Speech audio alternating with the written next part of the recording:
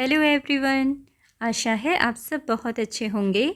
आज हम कक्षा 2 हिंदी का पाठ 18 जिसका नाम है शेर और चूहे की दोस्ती, इसे पढ़ेंगे, समझेंगे और इसके प्रश्न उत्तर पूरे करेंगे। तो ये दोस्ती के बारे में कहानी है। देखते हैं इस कहानी में क्या है। शुरू करते हैं। शेर मतवाली चाल से चला जा रहा था। मतवाली चाल से मतलब मस्त होकर मस्ती में जा रहा था। देखो यहाँ पर आपको शेर कितना खुश होकर मस्ती में जाते हुए दिख रहा है। ठीक है। अचानक उसे एक हल्की सी चीख सुनाई दी।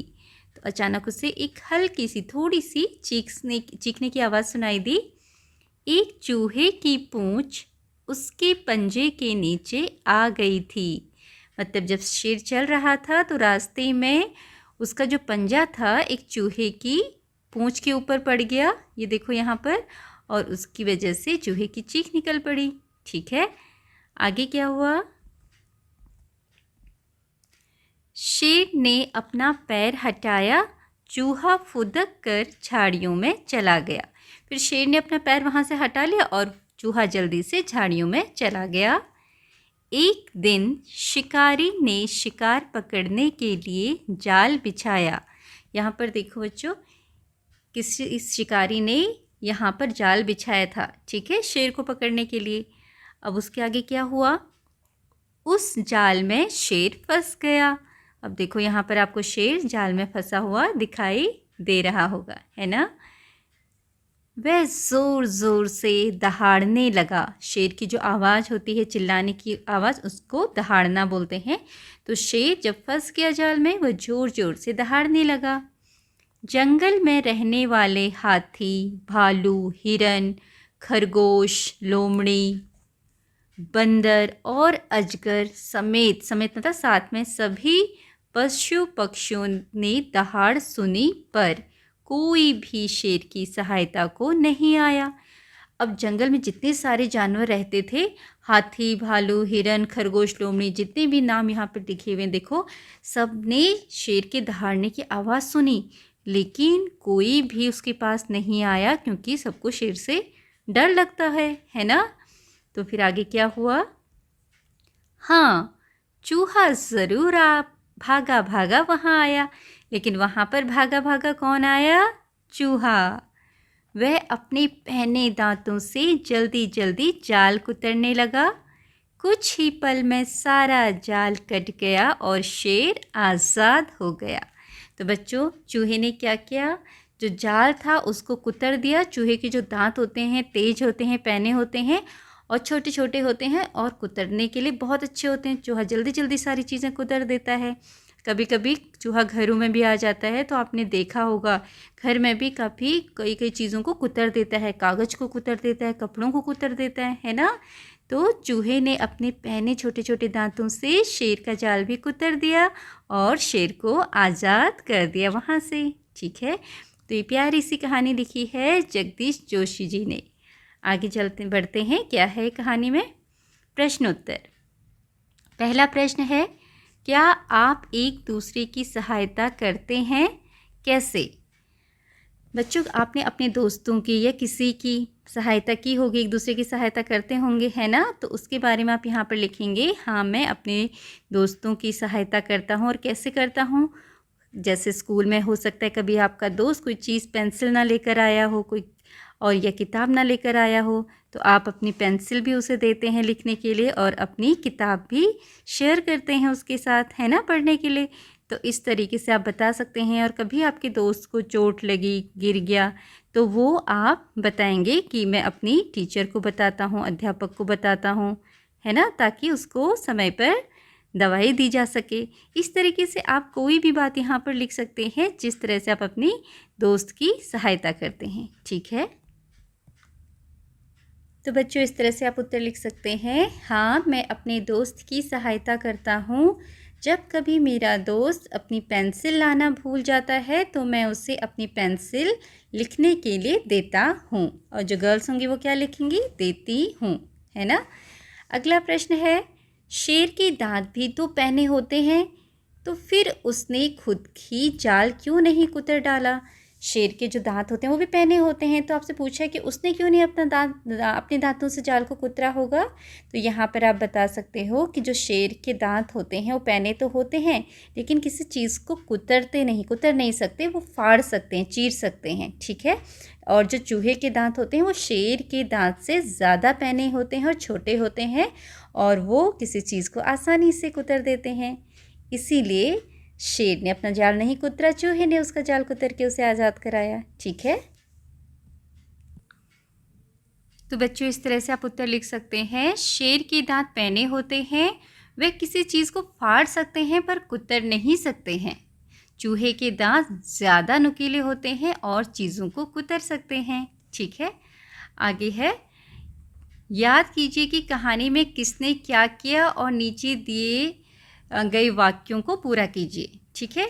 अब यहाँ पर बॉक्स दिया हुआ है, बॉक्स में शेर, चूहा, शिकारी तीनों का नाम लिखा हुआ है, और यहाँ आपने इन तीनों में से सही शब्द छांटकर इस खाली जगह पर भरना है।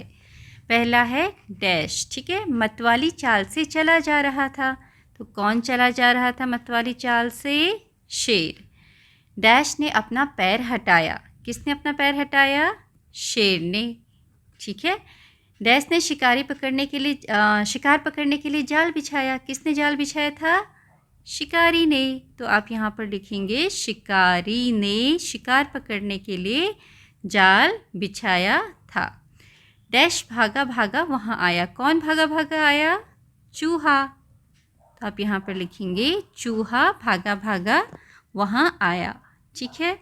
आगे बढ़ते हैं।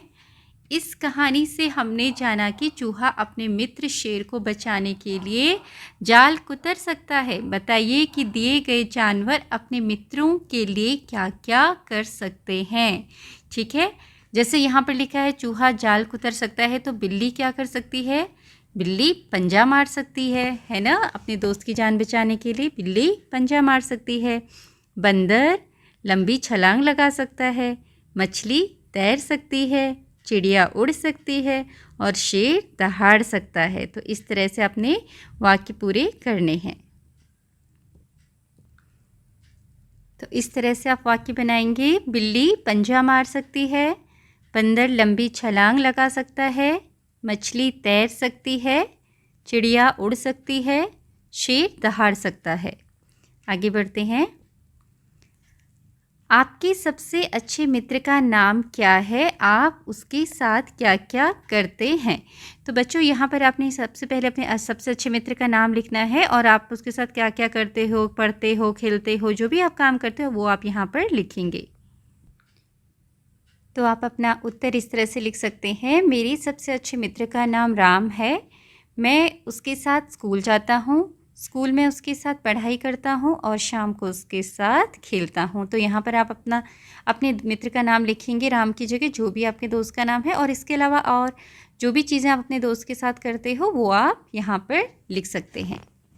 आगे है, मित्र शब्द में त्र आया है, नीचे कुछ शब्द दिए गए हैं जिसमें त्र आया है, उन शब्दों को छांटकर नीचे लिखिए। तो बच्चों, इसको क्या बोलते हैं? जो ये वाला वर्ण लिखा है त्र, ठीक है। तो त्र वाले शब्द सबसे पहले आपने ढूंढने हैं। एक तो है पत्र, दोस्त में त्र नहीं है। पात्र, पात्र मतलब बर्तन। कमल में त्र नहीं है। त्रिकोण, त्रिकोण मतलब जिसके 3 कोने होते हैं। त्रिशूल, ठीक है। मक्खी, अचार, वस्त्र। तो देखो 5 शब्द हैं जिसमें त्र है। तो सबसे पहले ये क्या है? यहाँ पर किसका चित्र है ये? इसको आप यहाँ पर पत्र लिख सकते हैं, ठीक है, पत्र। दूसरा है पात्र, पात्र मतलब बर्तन, ठीक है। फिर त्रिकोण, त्रिकोण इसको त्रिभुज भी बोलते हैं। ये रहा आपका त्रिकोण, ये है आपका पात्र बर्तन, ये पत्र, ठीक है। आगे त्रिशूल, त्रिशूल, और त्रिशूल कहाँ आपको दिख रहा होगा? ये आपका त्रिशूल है, ये वाला, ठीक है। और वस्त्र, वस्त्र मतलब कपड़े, कपड़ों को क्या बोला जाता है? वस्त्र। तो ये है वस्त्र, ठीक है, इस तरीके से आप नाम लिखेंगे। आगे है पहेली। बिना पंख ही उड़ जाती, बांध गले में डोर, खींचो तो ऊपर चढ़ जाती, रहे हाथ में छोर। तो कौन सी चीज़ है जो बिना पंख के उड़ती है और उसके गले में डोरी होती है, और जब हम उसको खींचते हैं वो ऊपर की ओर उड़ती है, और दूसरा छोर उसके हमारे हाथ में रहता है, तो वो है पतंग। ठीक है, तो आप यहाँ पर लिखेंगे पतंग। अगला, एक थाल मोती से भरा, सिर के ऊपर औंधा धरा। औंधा मतलब उल्टा। तो एक थाली है जो मोतियों से भरा हुआ है, हमारे सिर के ऊपर उल्टा रखा हुआ है। जैसे जैसे थाल फिरे, मोती उसके एक न गिरे। जैसे थाली फिरती है, लेकिन जो थाली है वो फिर रही है, लेकिन मोती उसके एक भी नहीं गिर रहे हैं, है ना। तो कौन सी ऐसी चीज़ है जो हमारे ऊपर उल्टी है, उल्टी रखी हुई, उसके ऊपर मोती हैं? तो वो है आकाश। ठीक है, जिसे आप आसमान भी बोल सकते हो। आसमान में जो तारे हैं उनको मोती बोला गया है, ठीक है, लेकिन वो मोती गिरते नहीं हैं। तो आप यहाँ पर लिखेंगे आसमान। चार पाँव पर चल न पाऊँ, बिना हिलाए हिल न पाऊँ, फिर भी सबको दूँ आराम, झटपट बोलो मेरा नाम। इसके चार पैर हैं, लेकिन इसको बिना हिलाए ये खुद हिल नहीं सकता, चार पैर होने के बाद भी, ठीक है, और लेकिन सबको आराम देता है। ये ऐसी कौन सी चीज़ है जिसके चार पैर होते हैं और सबको आराम देती है, लेकिन जब तक हम उसको हिलाएं ना वो खुद नहीं हिल सकती? वो है चारपाई। ठीक है, तो आप यहाँ पर लिखेंगे चारपाई। तो ये हैं आपके उत्तर। आगे है खेल खेल में। ठंडी जगहों पर याक ही हमारा सच्चा मित्र है, आज वह अपने घर का रास्ता भूल गया है, उसे उसके घर पहुंचने में सहायता कीजिए। तो बच्चों, पहाड़ी इलाकों में याक होता है, ठीक है, और इधर उधर जाने के लिए, और याक के बाल से भी बहुत सारी चीज़ें बनती है, ठीक है। तो आज ये अपने घर का रास्ता भूल के, चलो उसको उसके घर पहुंचाते हैं। तो याक यहाँ से जाएगा इधर, फिर यहाँ से आगे, फिर लगता है हम गलत रास्ते पे तो नहीं चले गए? नहीं नहीं, सही है। चलो बढ़ते हैं आगे। यहाँ से भी खुला हुआ है रास्ता, यहाँ से फिर वो अपने घर चला जाएगा, ठीक है। और एक और रास्ता था, देखा आपने, यहाँ से हम नीचे भी आ सकते थे इस जगह से, और ये भी खुला हुआ है, हम यहाँ से भी उसके घर पहुँच सकते हैं, है ना। फिर हमें यही रास्ता मिल जाता। तो यहाँ पर याक के घर पहुँचने के लिए दो रास्ते हमें मिल गए, ठीक है। तो किसी भी रास्ते से याक को हम उसके घर पहुँचा सकते हैं। आगे है मिलकर पढ़िए। राजू और मीना दोनों मित्र हैं, ठीक है। राजू और मीना दोनों दोस्त हैं और साथ में बस से विद्यालय जाते हैं, दोनों बस से स्कूल जाते हैं। एक दिन बस में विद्यालय जाते समय एक बड़ा लड़का उन दोनों को चिढ़ाने लगा, ठीक है। एक कोई बड़ा बच्चा था, वो उन दोनों को चिढ़ाने लगा बस में। वे दोनों डर गए और रोने लगे। अब जब वो बच्चा चिढ़ाने लगा तो राजू और मीना दोनों डर गए, उन्हें असुरक्षित लगा। असुरक्षित क्या होता है? जब हमें थोड़ा डर लगता है, सेफ़ नहीं लगता, हमें किसी से डर लगता है, हम उस फीलिंग को हम बोलते हैं असुरक्षित, ठीक है। देखो यहाँ पे लिखा हुआ है, जब हमारे आसपास कोई खतरा हो या जब कोई हमें नुकसान या चोट पहुँचाने का प्रयत्न करे, प्रयत्न मतलब कोशिश करे, तब हम अपने को असुरक्षित महसूस करते हैं। तो बच्चों, ऐसा होता है ना, जब हमें लगता है कि कोई हमें नुकसान पहुंचा सकता है, हमें मार सकता है, चोट पहुंचा सकता है, तो हमें डर लगता है। तो इस भावना को, इस फीलिंग को बोलते हैं असुरक्षित, ठीक है। असुरक्षित महसूस करना। असुरक्षित क्या होता है? जब हमारे आसपास कोई खतरा ना हो, जब कोई खतरा नहीं होता हमारे पास आसपास, या जब कोई हमें नुकसान या चोट ना पहुंचाए, कोई भी हमारे साथ लड़ाई झगड़ा नहीं करता, चोट नहीं पहुंचाता, तब हम अपने को सुरक्षित महसूस करते हैं, ठीक है। सुरक्षित का उल्टा असुरक्षित। अब यहाँ पर कुछ वाक्य हैं, देखो यहाँ पर कुछ उदाहरण दिए गए हैं। आपको राजू और मीना को यह बताने में सहायता करनी है कि कौन सा उदाहरण सुरक्षित है और कौन सा असुरक्षित, ठीक है।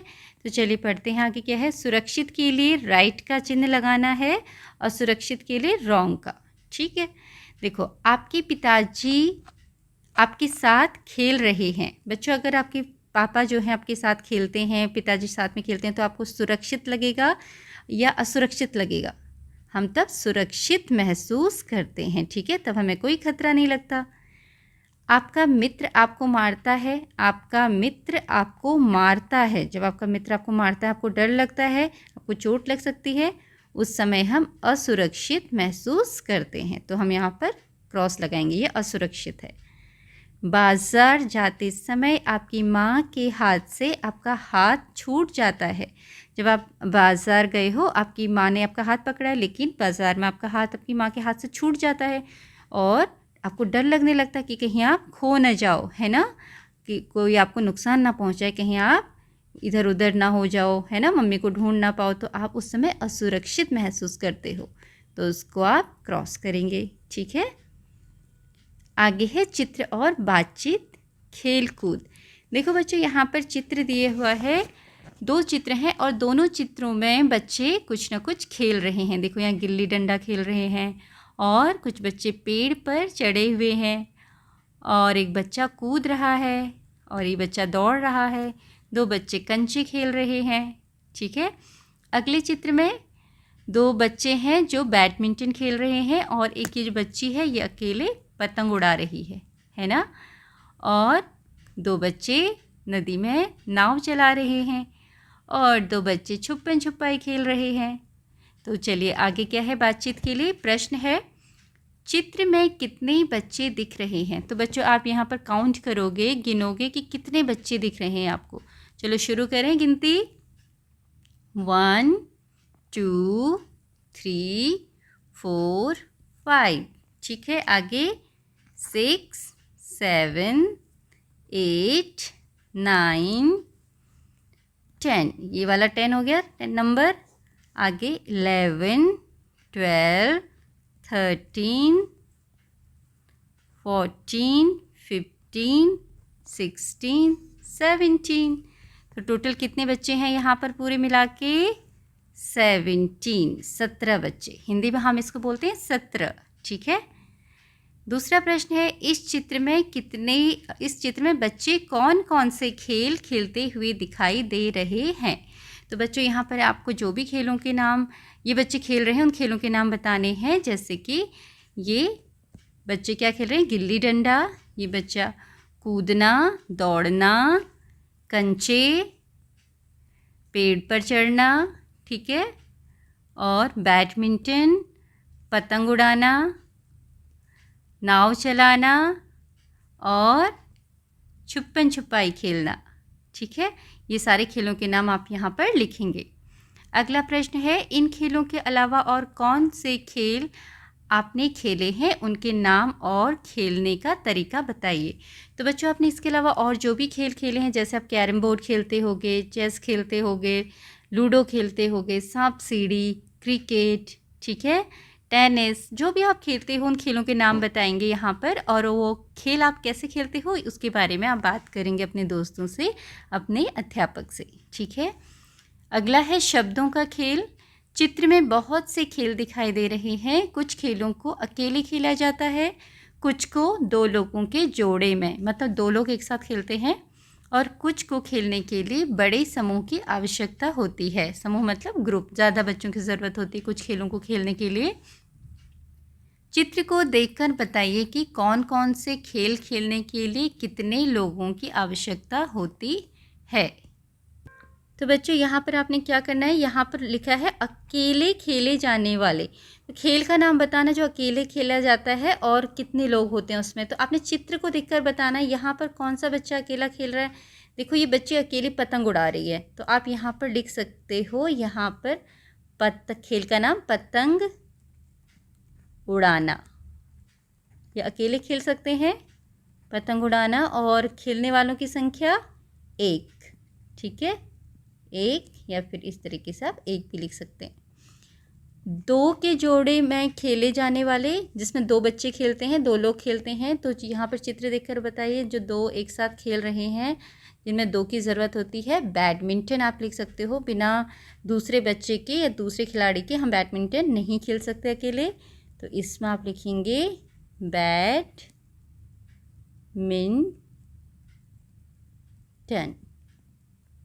बैडमिंटन।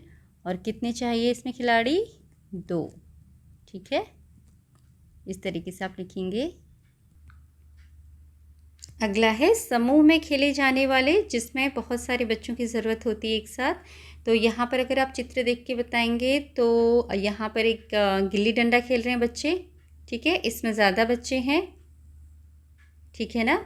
और इसके अलावा और भी खेलों के नाम आप लिख सकते हैं जो समूह में खेले जाते हैं, जैसे कि क्रिकेट। ठीक है, क्रिकेट में ज़्यादा बच्चे, ज़्यादा एक टीम होती है, उसमें ज़्यादा लोग होते हैं, तो उसमें 11 कितने खिलाड़ी चाहिए? 11। ठीक है, जिसको हम बोलते हैं 11।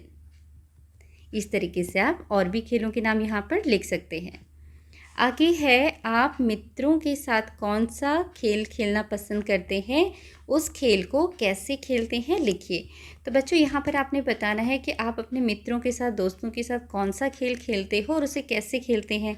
जैसे आप यहाँ पर लिख सकते हो, मैं अपने मित्रों के साथ क्रिकेट खेलता हूँ और हम उसे बैट और बॉल से खेलते हैं। या फिर मैं अपने दोस्तों के साथ बैडमिंटन खेलता हूँ, उसके लिए बैडमिंटन और क्या चाहिए? रैकेट चाहिए, और उसके साथ एक चिड़िया भी चाहिए जिसे आप कॉक बोलते हो। ठीक है, इस तरीके से आप किसी भी खेल का नाम यहाँ पर लिख सकते हैं और उसे कैसे खेलते हैं वो बताएंगे। तो इस तरीके से आपका ये पाठ पूरा होता है। आशा है इस पाठ में आपको जो भी समझाया गया है वो अच्छी तरह से आपको समझ में आया होगा। Thank you for watching.